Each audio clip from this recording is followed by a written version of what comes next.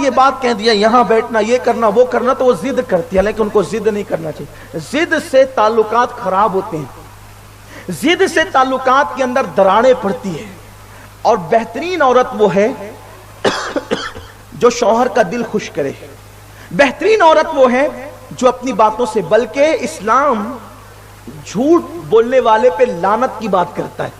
لعنت اللہ علی الکاذبین، جھوٹوں پہ اللہ کی لعنت. لیکن میاں بیوی کے تعلقات اللہ کو اتنے عزیز ہیں کہ فرمایا گیا اگر شوہر ناراض ہو جائے تو شوہر کو منانے کے لیے بیوی جھوٹ بول سکتی ہے، اور اگر بیوی ناراض ہو جائے تو اس کو منانے کے لیے شوہر بھی جھوٹ بول سکتا ہے.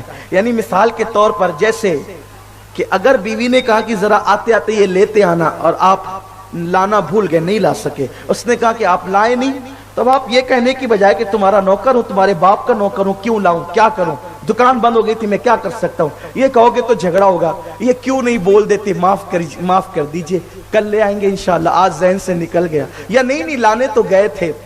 اس لیے کہ منانے کے لیے جب جھوٹ بولنے کی اجازت تھی اتنی دیر کے لیے دے دی گئی. لانے کے لیے گئے تھے لیکن بھیڑ بہت تھی اس لیے لا نہ سکے، یا ختم ہو گیا اس لیے لا نہ سکے، تو کیا بات ہو، کیا بات ہو. اب میرے نبی نے تو اپنی ازواج کو منانے کے لیے کیسی پیاری پیاری سنتیں عطا کی ہے.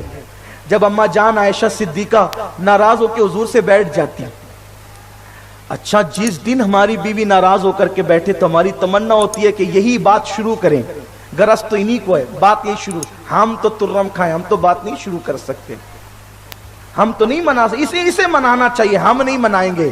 یاد رکھیں منانے والے ہمیشہ اعلیٰ ظرف ہوتے ہیں، ناراض ہونے والوں کا ظرف کم ہوتا ہے، منانے والوں کا ظرف اعلیٰ ہوتا ہے. اور میں آپ کو نصیحت کرتا ہوں، آپ سب کو زندگی میں کبھی ناراض ہونے والے نہ بننا، ہمیشہ منانے والے بننا.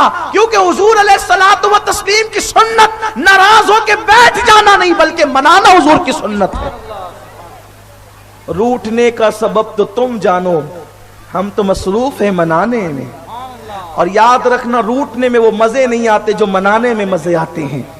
اس لیے کہ روٹنے والا جب کسی منانے والے سے مان جاتا ہے تو ساری زندگی اپنے روٹنے پر شرمندہ رہتا ہے، لیکن منانے والا جب کسی کو منا لیتا ہے تو ساری زندگی اپنے منانے پر وہ فخر کرتا ہے. اس لیے منانے والے بنے، روٹنے والے نہ بنے. اس لیے میاں بیوی کے لیے نہیں کہتا ہوں، دوستوں کی محفل میں بھی ایسے بنے کہ آپ منانے والے ہو، آپ روٹنے والے نہ ہو. محلے میں بھی آپ ایسے بنے کہ منانے والے اور روٹنے والے نہ ہو. رشتہ داروں بھی ایسے بنے منانے والے اور روٹنے والے نہ ہو. اس لیے کہ منانے والا بہرحال جھکا ہوتا، منانے والا بہرحال اٹھا ہوتا ہے اور روٹنے والا بہرحال جھکا ہوتا ہے. تو اماں جان عائشہ صدیقہ کبھی کبھی حضور سے ناراض ہو کر بیٹھ جاتی نا. وہ امام الانبیاء جس کے بارے میں خدا کہے وَلَا سَوْفَ يُعْطِيكَ رَبُّكَ فَتَرْضَىٰ، اے محبوب آپ کا رب آپ کو اتنا عطا کریں کہ آپ راضی ہو جائیں گے. تو حضور علیہ السلام کیا کرتے پتہ ہے؟ جب اماں جان عائشہ ناراض ہو کر بیٹھ جاتی تو حضور علیہ السلام ان کی کان کی یہ لو پکڑتے اور کان کی لو پکڑ کر اس کو ہلکا سا دباتے اور دبا کر کہتے اے ننی منی عائشہ. تو جیسے ہی میرے آقا فرماتے نا اے ننی منی عائشہ، اماں عائشہ ہنس دیتی اور اس کے بعد پھر بات شروع ہو جاتی. اس سے پتہ چلا کہ رسول اللہ کے گھر میں بھی کبھی کبھی ناراضگی کا ماحول اور تھوڑا سا محبت میں جھگڑے کا ماحول ہو جاتا. کچھ لوگ آ کے ہم سے کہتے ہیں سید صاحب میری بیوی مجھ سے لڑتی بہت ہے. میں نے کہا کس کی نہیں لڑتی ہے؟ جب حضور کی ازواج مطہرات حضور سے لڑتی تھی اور حضور ان کو حق دیتے تھے لڑنے کا، اگر آپ سے لڑ رہی ہے تو آپ کون ترم کھاؤ. لیکن یاد رکھیں مرد ہوتا ہے. اور ایک بات آپ سے کہوں یار، لڑائی تو برابر والوں میں ہوتی ہے نا، لڑائی تو برابر والوں میں ہوتی ہے نا. قرآن تو کہتا ہے الرجال قوامون علی النساء، مرد حاکم ہے عورتوں پر. کبھی آپ نے بادشاہ اور سپاہی کو لڑتے دیکھا ہے؟ کبھی آپ نے بادشاہ اور سپاہی کو لڑتے دیکھا ہے؟ کبھی آپ نے استاد اور شاگرد کو لڑتے دیکھا ہے؟ کبھی نہیں دیکھا ہوگا اگر شریف ہے تو. اس لیے کہ بادشاہ اپنی شان کے خلاف سمجھتا ہے سپاہی سے لڑنا، استاد اپنی شان کے خلاف سمجھتا ہے شاگرد سے لڑنا، اور اسی طریقے سے سیٹ اپنی شان کے خلاف سمجھتا ہے مزدور سے لڑنا. جب عورت محکوم ہے اور آپ حاکم ہے تو اگر محکوم لڑنے پر آمادہ ہے تو آپ نے فریق نہیں بننا بلکہ آپ نے تو شفقت کا ہاتھ سر پہ رکھنا ہے. ازواج مطہرات حضور سے لڑ رہی، حضور نے جواب نہیں دیا، حضور ناراض نہیں ہوئے، حضور ان کو منا رہے ہیں۔